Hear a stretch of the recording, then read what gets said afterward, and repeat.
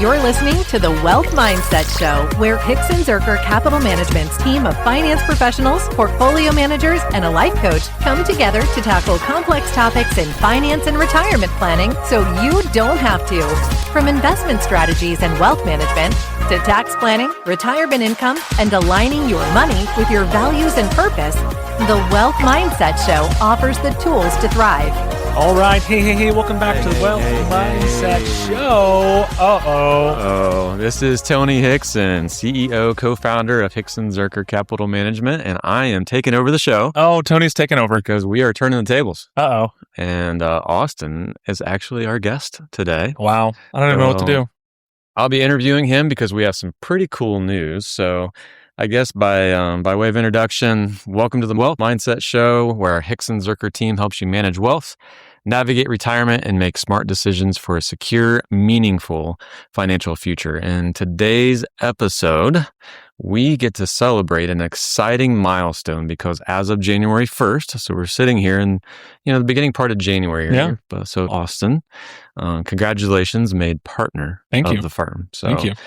And along with that came a coveted title of Chief Investment Officer. So a lot of responsibility on that. We're going to be digging in to partnership and Chief Investment Officer and some other good things along the way. So I'll be interviewing Austin to give you listeners an opportunity to learn more about him and why this is so special for us at Hixon Zuercher. And stay tuned to the end. All the way to the end. All the way to the end, if we get there. If we'll get there.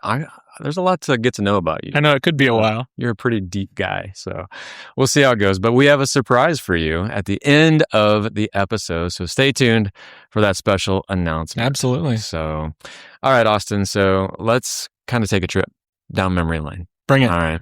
So the way I remember it is your wife was our client service administrator for our firm quite a few years ago, I think 2016-ish. She was with us for a bit before she got pregnant. Yeah. And you brought your first baby into the world. True. And Jenna, your wife, chose to be a stay-at-home mom. And we couldn't have been happier for her and your family. And about that time, I brought with me I'm pretty old, so I actually have a piece of paper here. This is a paper copy. It's a paper copy of an email, of an electronic mail. Because I'm old and like that. And this is actually dated December of 2017. So it's right after your wife had your first baby. And this email was kind of like, hey, how you doing? So explain what was going through your mind when you wrote Okay, so this is super interesting.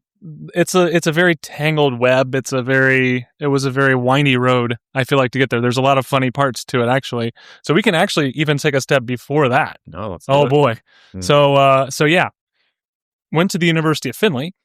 Go Oilers. Go Oilers. I'm not from around here, as everyone knows. I'm from the deep south. I'm from an hour south of here. It's not that far south. But I came up here for college. I met Jenna we were both serving at the worship team at our church. She was from Findlay. Okay.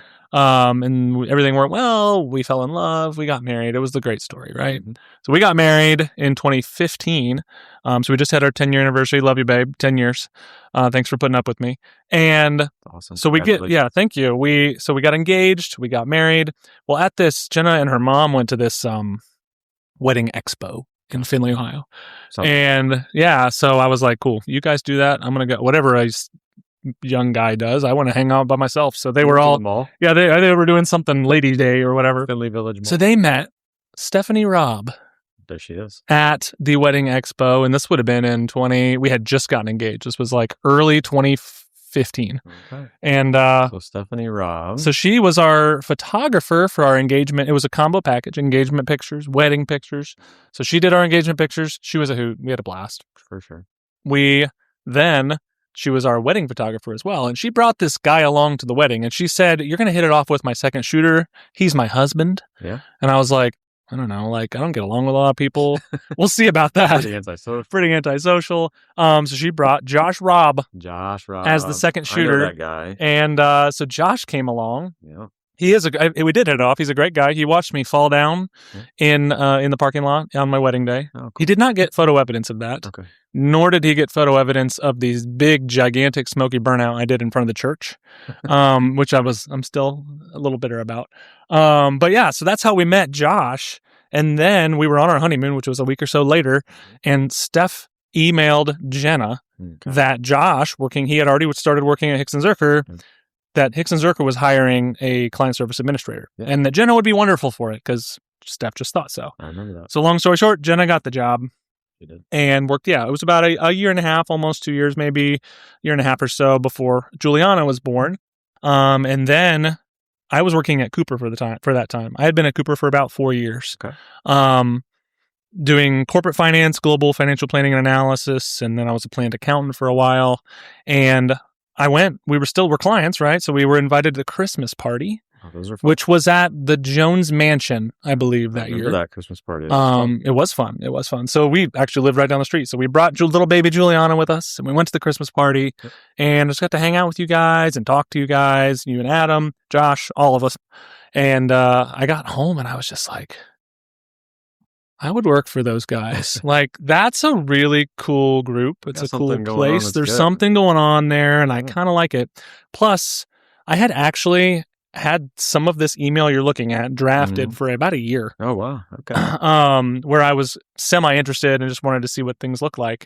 But yeah, I sent an email saying, hey, I think maybe just to you, maybe to you and Adam, I don't remember. I would love to talk about what it would look like if you guys are ever looking to hire. Yep. And guess what? I got an email back. Hey, let's sit down and talk about this, because little did I know, you guys had just kicked off the process of thinking about. Not even, there was no plan. It was a pre-process. It was a pre-process, but just thinking about hiring your first research analyst. Right. Because as many of our listeners know, we are an active shop. We manage money in-house. Yep. We're one of the very few investment advisors that do that. Right. So it's very unique. Yeah. But what that entails is there's a lot of research and a lot of we manage stock portfolios, so stock research and mutual fund ETFs, all kinds of stuff we need to do here. Well, we were growing. We needed some help. You guys needed some help. And little did I know, you guys were starting to look for that. So you pretty much had the idea of a position, but no position. So we sat down at Logan's, and I'll remember the table and the conversation for the rest of my life. But what does a potential career look like at Hixon Zuercher? We sat down and had a beer and talked about it, and it's a great conversation. Yeah. And we decided to continue from there. And within the next couple of weeks, there was an offer in my email, and I started January 17th or 18th, 2018. Amazing. So 8 years. Yeah. That's awesome. That's a great story. It's a good trip down memory. Yeah. Super excited for that moment at Logan's. I remember it well too. Yeah. Kicking back, understanding, getting to know a great person. At a good restaurant for a little while was a super fun time. And here we are 8 years later, if I'm doing my math right. Yeah. And it's been a wild ride. It's been a wild ride, but it's been a good ride. So over the years, you've been our research analyst, and then upon Adam's retirement, we promoted you to director of investments and now chief investment officer. So along the way, you earned a designation to help you manage, to help steward wealth that you didn't earn. Correct. It's a high calling. Right. Tell us a little bit about your designation and why that matters for your role. Yeah, so this would have been 2024. I probably wrapped it up right in the fall of 2024. This was something I had wanted to do for a while, is get some accreditation to solidify my knowledge and our credibility as managers of assets, right? It's a big thing. We want to make sure that we're putting in the work to know how to do things well, how to do it with excellence, to manage risk and reward for client portfolios, to make sure they're well diversified, to put clients first and steward their assets well. So this was something I'd wanted to do for years, and I decided at very interesting timing, if you remember this also. I think I sat you down and said, Tony, we're having another baby. About a week. You've had so many. About a week after I had said, oh yeah, I'm going to do this SEMA thing, and I'm going to study and I'm going to take this exam. So this would have been early 2024. I said, hey, I want to get this exam. This is the Certified Investment Management Analyst designation. There's online coursework, lots of online hours of coursework to go through this. I did it through Yale online to go through, and there's quizzes and all kinds of stuff to make sure you know the content. And then there's exam prep. and then you sit down for a very long 5-hour exam, and it's very hard and very broad, and you don't know what's going to be tested. But the timeline, because of us having a baby in October, we didn't know when she was going to come, was I had to take this. I wanted to get it done before the baby came. Yeah, that makes sense. And because who knows what study time is going to look like with the newborn in the house and all this. So I took the exam, I think, on September 30th, and I passed on the first try. Congratulations. So thank you. And then our daughter was born like 2 weeks later. So just in the nick of time, made it.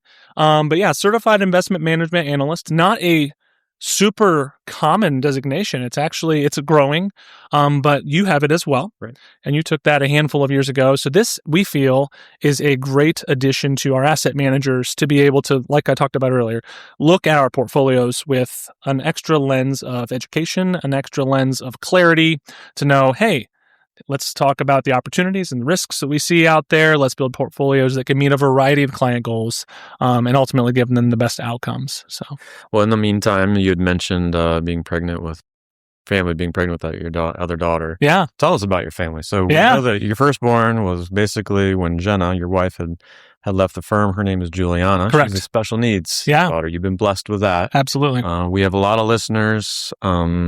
How would you encourage them, or how would you bless them with some thoughts of being a parent of a special needs kid? Well, it's super unique. Obviously has challenges, but also has a lot of joy involved with it. But yeah, so Juliana was born in August of 2017. Mhm. She was born, so she's 8 years old now. And, just from an early age, there was a lot of challenges. She didn't really like to eat well, which, a baby who doesn't like to eat can be a hard thing to understand. Yeah. Mhm. We didn't know why. It turns out, she has some genetic heart defects. Wow. So by the time she was 9 weeks old or so, she had had an open heart surgery already. So we were in nationwide Columbus, which will forever have a soft spot in our heart for saving her life. But we were down there for a few weeks and getting her really situated for the next year, where then she'd have a follow-up open heart surgery to really fix more. So she had 2 open heart surgeries by the time she was a little over 1, sorry. And then we were like, well, after this, she's just going to developmentally take off and things are going to be great. And she really didn't. So we were like kind of curious what was going on with that. And then we decided, hey, let's have some genetic testing done. She was probably almost 2 at the time. And we got the results back, and the doctor was like, hey, here's what's going on. She has a deletion syndrome, a genetic deletion syndrome. It's really rare, called 1p36 genetic deletion syndrome, which means she's missing a key piece of DNA. Okay. And that piece of DNA is a very key developmental piece. Yeah. And while she's not missing a ton of it, she's missing the key piece. So she learns at her own pace. Yeah. She does her own thing. She's 8 years old and still she's not verbal and doesn't walk, but she's also the sweetest thing in the world.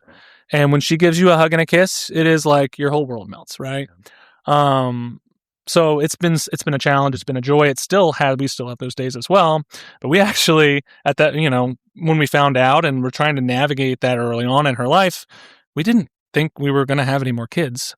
Not because we necessarily had fear that we'd have another one with a situation like that, but just because we thought she needs us. She needs 100% of mom and dad all the time. And we wouldn't be able to give that to her. So we were like, we're good. Like, 1 kid's cool. Yep. And then we went to a wedding it was in Toledo for a dear friend of ours, church. And Jenna sat down with an old friend that we had. And she had a daughter who had a daughter with special needs. Okay. And they went on to have more kids after that. Yeah. And she was just able to encourage her how much of a joy and how much healing that brought to their family. And a couple of days later, my wife sits me down and she's like, hey, honey, I need to talk to you. And I'm like, oh my goodness, what happened? Like, it is never a good conversation. Yeah, I've been there. Sounding to be like, I have to talk to you. Let's sit down and talk. So, but actually she's like, I think I want to have another baby. And I'm like, oh, that's it? Like, that's not a bad conversation to have. Right. So it was actually really cool. Sure. So yeah, there's a large gap between the first 2, 5 years between the first 2. We had our second she's just turning 3 here in January. So that would have been 2023. 3, yeah. Mm-hmm. And Whitley she'll be 3 by the time this comes out. And she was so fun and she was so easy and a very different experience than we had. It like literally brought some healing to our souls because we had a lot of hurt. Just uncertainty from the first go round. And we never wanted to have a kid for the sole purpose of Juliana having someone on her team and on her side as they got older. Okay. But that is definitely an added bonus. That's what happened, yeah. So Juliana's going to always have someone to be there for her. Mhm. And then Julie Whitley was only like 1 year old. Yeah. And we're like, yeah, we do that again. So we now have another 21 months later, we had another one. So Aubrey, she just turned 1 in October. So 3 daughters. Awesome. 3 daughters. Dodo, dads of daughters only? Is that a thing? Dodo Club? I might be a member. I could sign any So paper far. you need. Yeah, so far. But yeah, 3 daughters. And so there's a lot of tea going on in my house. There's a lot of doll babies going on in my house. And there's not a lot of And a lot of dad's drama. things. Yeah. Oh, it's already started. So yeah, The drama in the house. it's fun. Yeah. Well, I can't help but just say I can't think of 2 better parents for Juliana than you and Jenna. Well, that's very She good. is so blessed to have you guys parent her, raise her, to be the best person she can be. So I've seen Juliana quite a few times throughout your career, and she's just a beautiful ray of sunshine. And yeah, your family's a beautiful family. So Thank you. It goes both ways too. Like she has made us better people. Mhm. We are certainly different than we were in 17 before she was born. Certainly as a first kid too. But she has made us more patient, more kind, more understanding, and more compassionate towards other people. And one thing that my wife has is now a really soft spot for people like us. A soft spot to connect with moms who have daughters or sons or kids with special needs, even not the same, but everyone has a hard situation. And in our world, we know people with really hard situations, and she just has a really soft spot to help others. So it's something that we've been able to use, which is good. Have you ever thought about how your financial choices reflect what truly matters to you? At Hixon Zuercher Capital Management, we believe that integrating your values and dreams with your financial future is key to achieving peace of mind and confidence. When you engage in deep conversations with us, you'll start to see how your money can support the things that matter most in your life. Our holistic approach means that your financial plan is more than just numbers.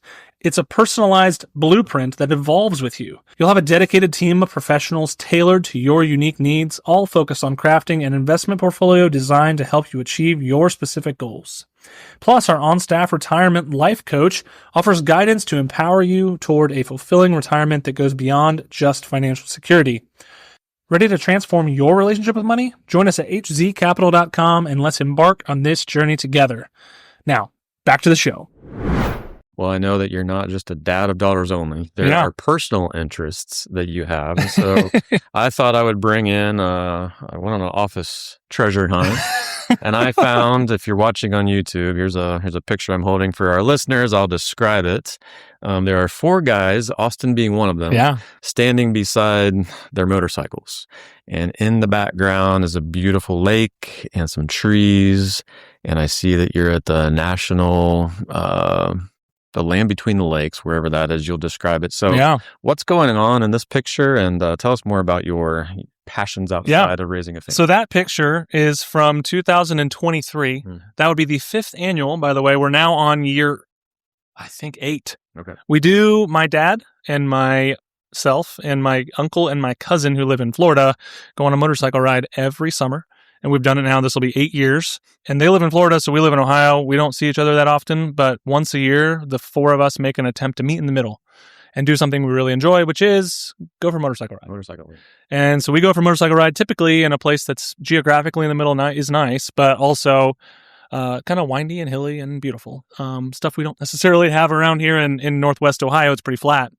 So yeah, we've done this for a lot of years. One of my passions is riding motorcycles, watching motorcycle racing, riding dirt bikes and things like that. My dad does that. My little brother does that. We just have a blast doing it and have done it for years. And it's my least favorite hobby Tony has of mine. It scares me. Motorcycles scare me, but at the same time, I support your passions, and I'm glad you're able to get away and have some guy time with family on those trips. And you've got one booked this year, right? Yeah, so this year we are going to the Blue Ridge Parkway is essentially the Blue Ridge Mountains, the top of them, and it goes from all the way from north end of Virginia down to the south end of South Carolina, North Carolina. I don't know, somewhere down there.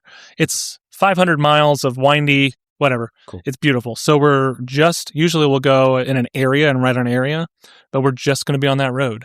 So we're going to stay in the middle, and one day we're going to go south end and have lunch and come back, and the next day we're going to do the north end and have lunch and come back. And on those trips, it's guy time, or like you said, I don't get a lot of guy time, so it's really special. And my family is really important to me. So seeing my cousin and my uncle's great, and my dad's like my best friend. So that's fun, but we play a lot of cards. Yeah. We have a lot of good food. My cousin has a knack for finding good food, and that's another passion of mine is food. That's right. So we have a lot of fun finding unique restaurants in the area, and it's definitely a joy. That's so cool. Well, I'm so glad that you were able to explain some of those outside interests as well. But back inside the firm, for the last 8 years prior to becoming a partner, our mission here is to steward generational wealth, and so we obviously have a focus on stewarding our clients' wealth, right? And that's been your goal and continues to be. And now you've got an added bonus to that, where you're now stewarding the firm, right? So partnership is a stewardship. And what does that mean to you? What mindset do you have as you think through stewarding the business, the team, the direction, the vision, the future path of Hixon Zuercher Capital Management? Yeah, I think it's like we say in our mission, like steward generational wealth. Well, we're building a generational firm, right? So you, co-founder, you've been here 24 years this year? 24. So 24 years, you've been here since the beginning, but you don't want this, and Josh now and me, we don't want this firm to end with us, right? So we're building the next generation of owners and leaders to be able to take that mission to steward generational wealth beyond ourselves. So that's something I get to join alongside you guys in building a firm that does that, a firm that values our clients, of course, because we would not be anywhere without our clients. We need our clients. We have a lot of purpose to be able to provide such a great service to them. And we think we do it in a really unique and special way. And I would not have joined something that I didn't feel was unique and special like that. But it's all about, right now, as the management side of things, we have to build a culture and an environment where our employees are also treated that way, right? We're building an environment where they want to be here, where they're treated well, and where they can build fulfilling careers for a long time. So that's a unique new aspect of what I do, aside from what I do on the asset management side of things, because we really want to build a great company. Right. We want to build a culture. We want to build a people. We want to build great processes and things that are repeatable to make us grow.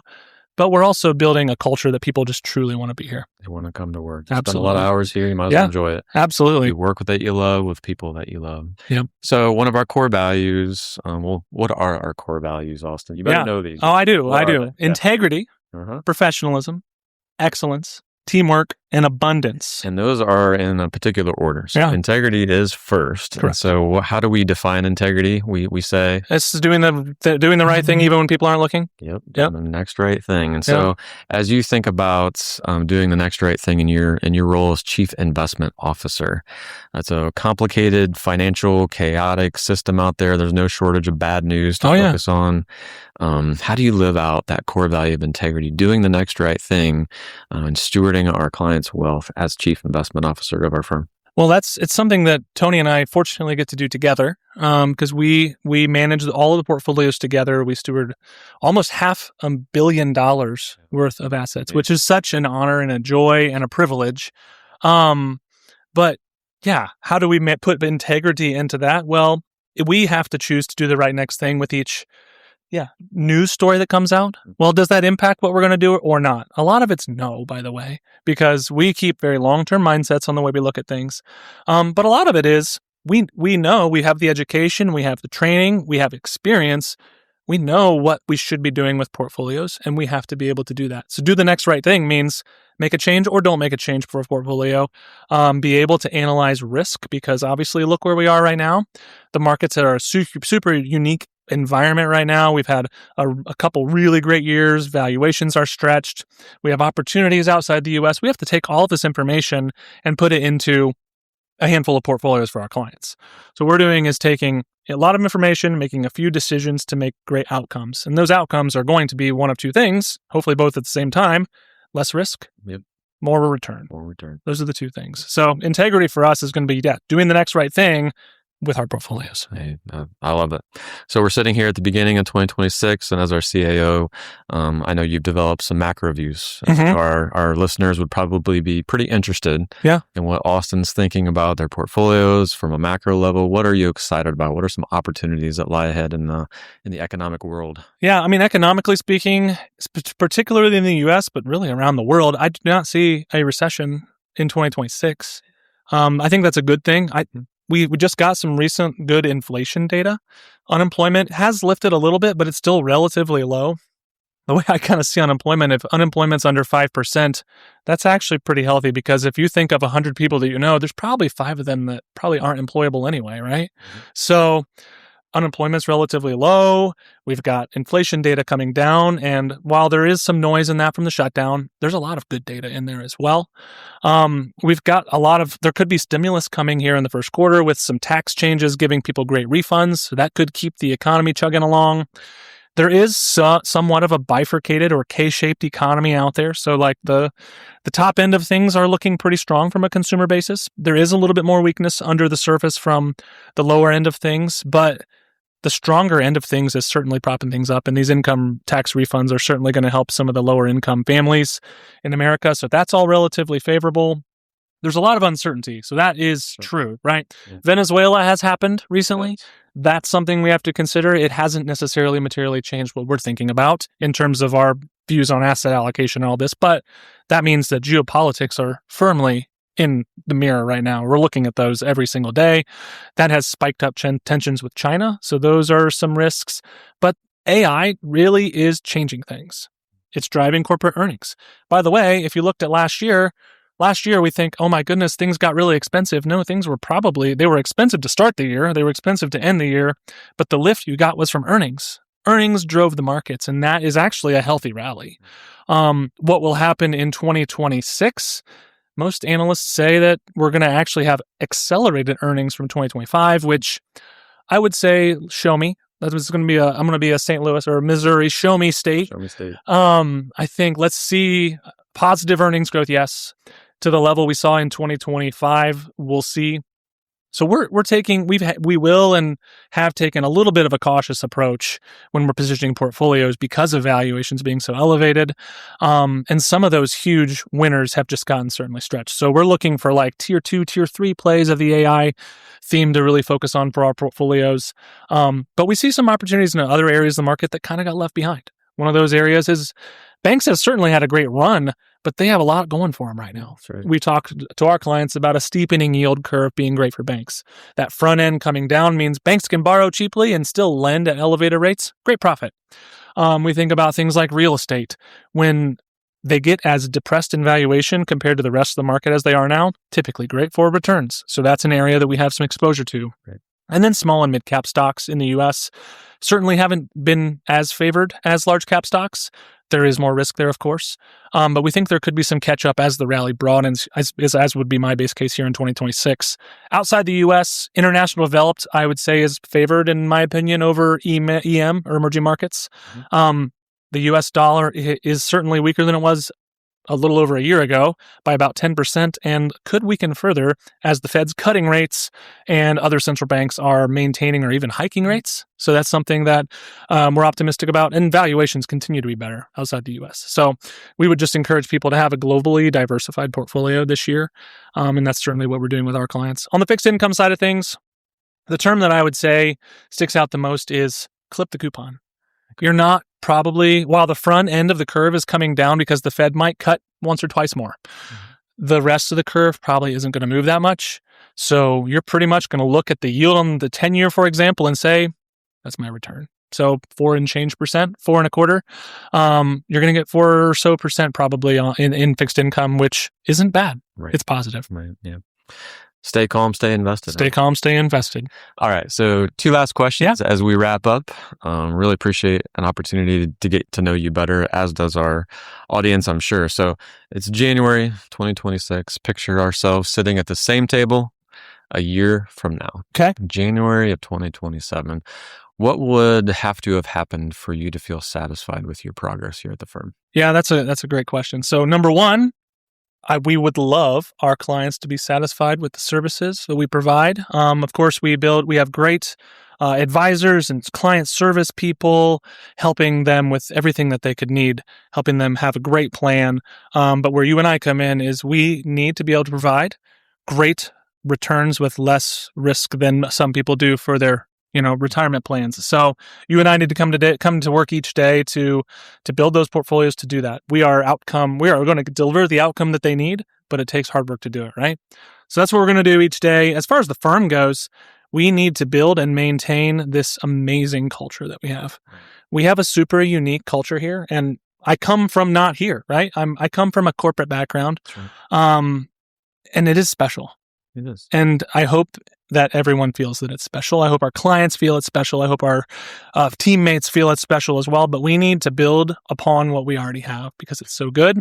So that means treating our people well. That means giving them a lot of fun, opportunities to grow themselves, fun in the office. We need to support people with their families. But we need to come to work with a great passion for what we do to be able to grow this firm because we got big goals. Yeah. And we're not stopping until we get there. And then we're still not stopping. That's right. To $1 billion and beyond, right? That's right. That's awesome. Yeah, that's good. Last question. We'll have an excessively grateful moment. If I were to ask you, what are you most grateful for? How would you respond to that? Yeah, I mean, this is where I'm going to get spiritual on you, Tony. Please. I love my Lord Jesus Christ, and He has blessed our family in so many ways. And Jen and I talk about this. It seems like every day when we're together, it's just He has given us amazing purpose at home. We have 3 little girls to come together and raise, and it's an honor and a joy and challenging sometimes, but oh my goodness, the joys and the blessings. But He has given my role here to our family as well as such a blessing and a gift as well. That blows us away every single day. So it is so rare for someone to have a job, and I say job, it has a negative connotation in our world, but it's not for me. We have a joyful place to come in. I don't go to work on Monday morning dreading Monday morning. Yeah. In fact, I look forward to it. And I look forward to the people I work with. I look forward to the job I get to do each and every day. And I'm just blessed by the blessings He's given me. And I hope to be able to bless others with that. Yeah. Well, He certainly serves as an anchor in the storm. And as I hear you say that your firstborn went through 2 open heart surgeries before she was 1 year old, I couldn't imagine. And so it's really neat to hear you say how He's helped guide and direct you through your journey, through your spiritual journey. So, yeah. Austin, you were made on purpose for a purpose. Thank you for living that out. Thank you. Here at the firm. Thank you for what you do on behalf of our clients. Thank you for what you do on behalf of our team. You make Hixon Zuercher better, and it's a joy to serve alongside you. Welcome to partnership. Thank you. Welcome to stewarding generational wealth, not only for our clients but for our team. So, as we promised at the beginning of the episode, there was a big surprise. Big surprise. So, Austin, please share what that surprise is. Yeah. So coming out this week, we are going to be launching a new blog. Yeah. A new blog called The Inspired Investing Blog, which I'll be writing. It's going to come out once a month on the 3rd Friday of every month. Okay. And we're going to be doing it a little bit different than we do with some of our other content. This is going to be focusing on the investment side of things, largely. Yeah. It's going to be things like, hey, here's a company I like and why. This is what the Fed's doing and why I do or don't like it and what it means for you. This is going to be innovation. We could have some culture discussion. We can have macroeconomics. It's going to be pretty cool. So can't wait. Yeah. Friday, I'll be your first read. I appreciate that. That'd be awesome. So we have Jess, who talks about financial planning topics. Mm-hmm. You'll be investing topics. You got life. We got life topics. We got our podcast that covers pretty much everything. Oh, yeah. In between. People should not be bored. More than enough content. We've got a lot of thought leadership, great content. Absolutely. Appreciate you taking the time of course. Start that blog. Our clients and those that choose to read will be certainly be blessed by that. So thank you for doing that. In the meantime, don't forget to subscribe to the Wealth Mindset Show on whatever platform you're on so you never miss an episode. Visit us at thewealthmindsetshow.com for more resources, or if you're ready to invest with us, head on over to hzcapital.com. Don't forget to check out Austin's new blog, Inspired Investing. Also invite you to follow us on social media to stay connected. So in the meantime, thank you for listening. Yeah. See you all next episode. Bye. Thank you for joining us at the Wealth Mindset Show, where we tackle the complexities of finance and life planning to help you align your wealth with your values. We hope today's conversation provided value and clarity as you navigate your financial journey.